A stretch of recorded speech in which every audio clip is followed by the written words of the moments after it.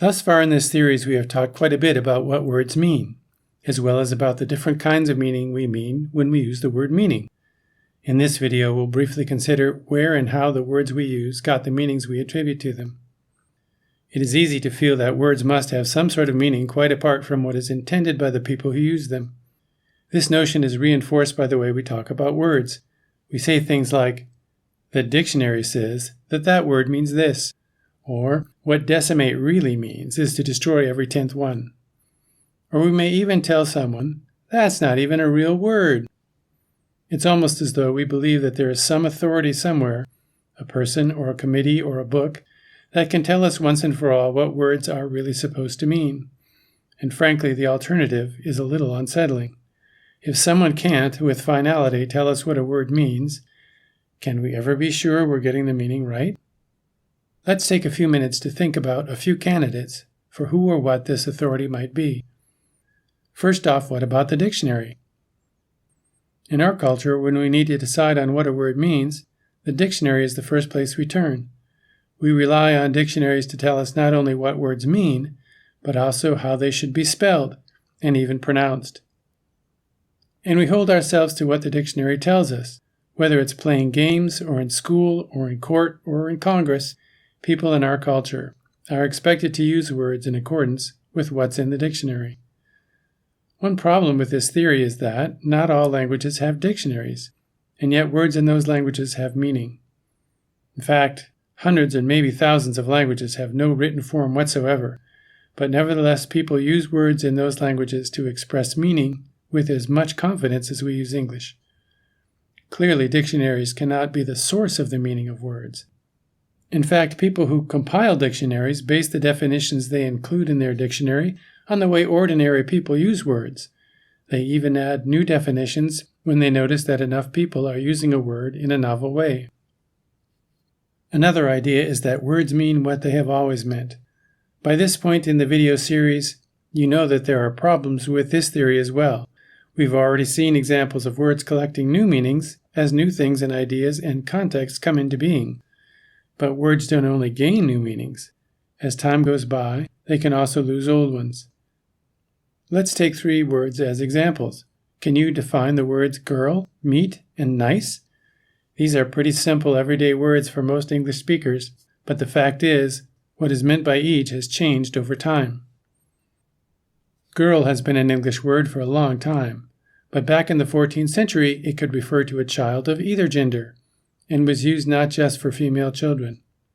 Meat used to mean any solid food. A few hundred years ago, saying that a person didn't eat meat wouldn't mean that they were a vegetarian. It would imply that they were either really sick or perhaps on a liquid diet. The word nice has had quite a career. At different times in history, it has meant silly, simple, lazy, and ostentatious. At those times, saying that someone was a nice person wasn't very nice. A third idea is that word meanings come from their origins. This is kind of true, but unfortunately useless for determining what a word means today, or even in any given context. It's a little like supposing that someone whose great-grandparents came from Poland must speak Polish. In America, at any rate, that is probably not the case. This idea that a word's origins somehow can tell us what it really means today seems to get the most play in sermons, or when talking about the meaning of less common words. For some reason, the meaning of the word decimate is a perennial favorite for debate. Its roots are Latin. It meant to remove a tenth of. But of course, even the Romans extended that meaning in certain contexts. Nowadays in English, it's kind of a hoity term, meaning to seriously mess with, as in, the Packers decimated the Lions yesterday. Some other examples. Tell comes from the term that meant to count. Illustrate from a term that meant to shed light on. And hysterical from a term meaning suffering in the womb. These words illustrate my point nicely. Tell me that's not hysterical. It's beginning to look like there's no real authority telling us what words mean. Does this mean that you can make words mean whatever you want them to? Well, sort of. There are just a couple of things that may stand in your way. The first problem is that if you're the only person who thinks a word means something, can you actually claim that that's what it means? At the heart of language is its function as a communicative tool. Unless a group of people would attribute similar meanings to a given word in a given context, communication using that word breaks down. The second obstacle is that, in terms of mental effort, making words mean whatever we want is actually a pretty difficult thing to do. You can try this at home.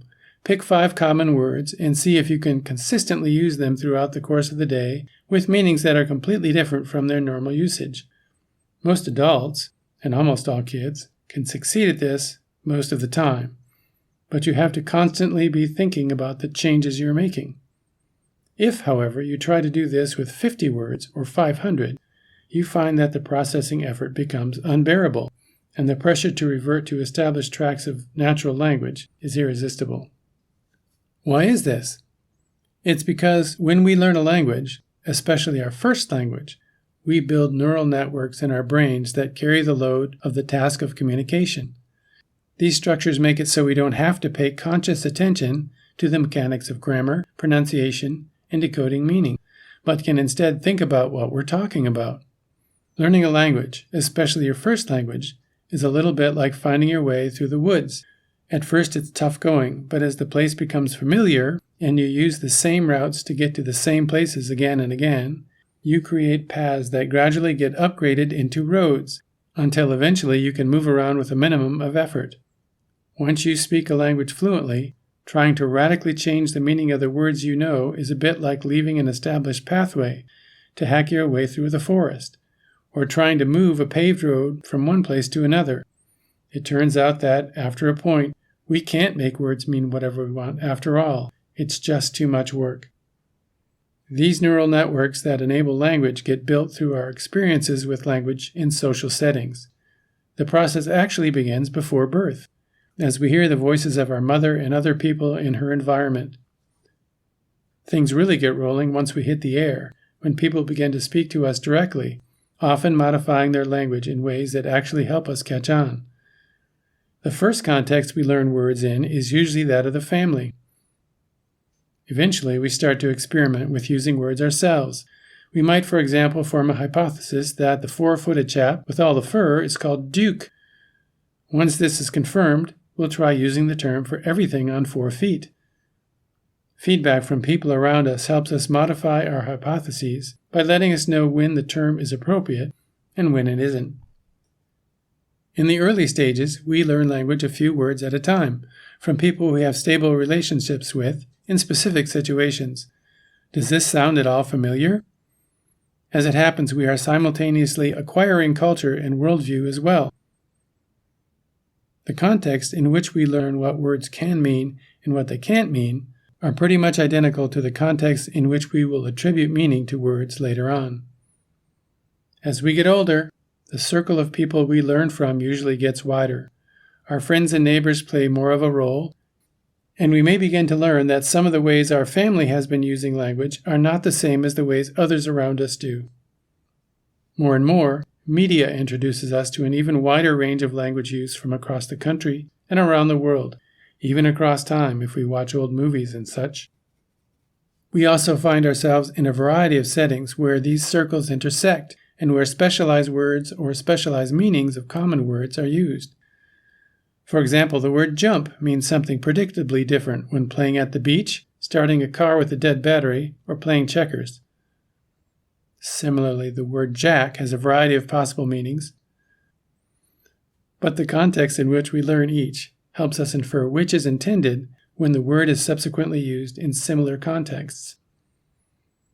Within these contexts, we encounter people of differing ages, ethnicities, backgrounds, and beliefs who play specific roles in each setting. These intersections of people, places, and events each include all the components of the acquisitional context. As we acquire vocabulary in natural language settings, we not only learn to associate words with the things and actions in the world that these words point to, but with the people, places, and events where each meaning is in use. And, especially for our first language, we associate different emotions with the words we learn, emotions that are connected to our emotional state in the settings we learn the words.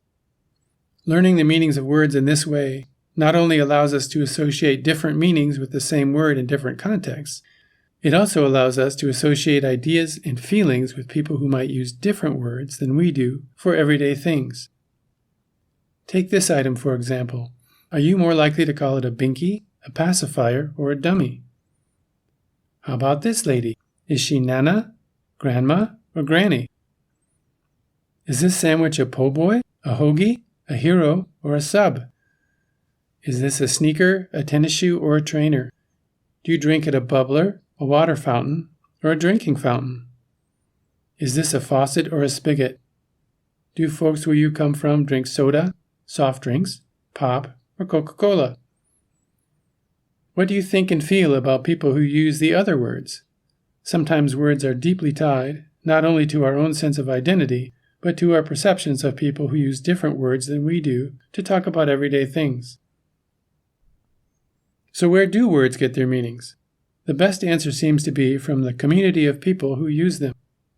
Why then, on some intuitive level, do we feel like the hypotheses we've considered at the beginning of this video might in some way still be true? Let's take another look at them and figure it out. We'll start with this one. Words mean what they have always meant. While we've seen that the meanings of words change over time, that change is so gradual that, while there are differences from one generation to the next, young and old still understand each other pretty well. By and large, the pace of language change among English speakers over the last couple of 100 years has been so slow that this statement might feel true. A better way to put it, that fits most communities in most times and places might be, words mostly mean what they meant to our parents. How about this one? Words mean what the dictionary says they mean. Well, this is a true statement, it's not complete. In fact, dictionaries are always a little bit behind the times. There are always new words and new meanings that haven't made it into the dictionary yet, but many of them are on their way. Also, some dictionaries include words or definitions that are no longer in everyday use. While this can be helpful when reading things that were written a long time ago, it can be misleading when applied to contemporary uses. For these reasons, it would be a little more accurate to say, words meant what dictionaries say they meant. Even though words don't get their meanings from dictionaries, there are good reasons for us to treat dictionaries with respect, and even attribute authority to them. The creation of dictionaries is an important step in the development of languages and the cultures that use them. Dictionaries are first a milestone. Most languages in the world do not yet have dictionaries. Secondly, dictionaries are repositories of information about a language, helping speakers understand how it developed, as well as preserving older meanings and obscure words that may not be in everyday use. Third, dictionaries may embody a standard for communication, assuring continuity in documents written by people widely separated in space and time. Finally, by fulfilling the first three functions, dictionaries foster advancement in every domain by helping people separated by space and time to use language in agreed-upon ways and enabling language communities to expand the words available to them far beyond what any individual speaker can master or even remember. Finally, what shall we say to Humpty Dumpty? Can words really mean whatever he wants them to? Even this assertion is true to an extent. People create new words or use old words in new ways all the time, in a wide variety of circumstances. These innovations rarely catch on, though, unless a significant number of people start using them. A better statement might be that words mean whatever we want them to, as long as we agree. In our next video, number 10, we'll consider the things we do with language.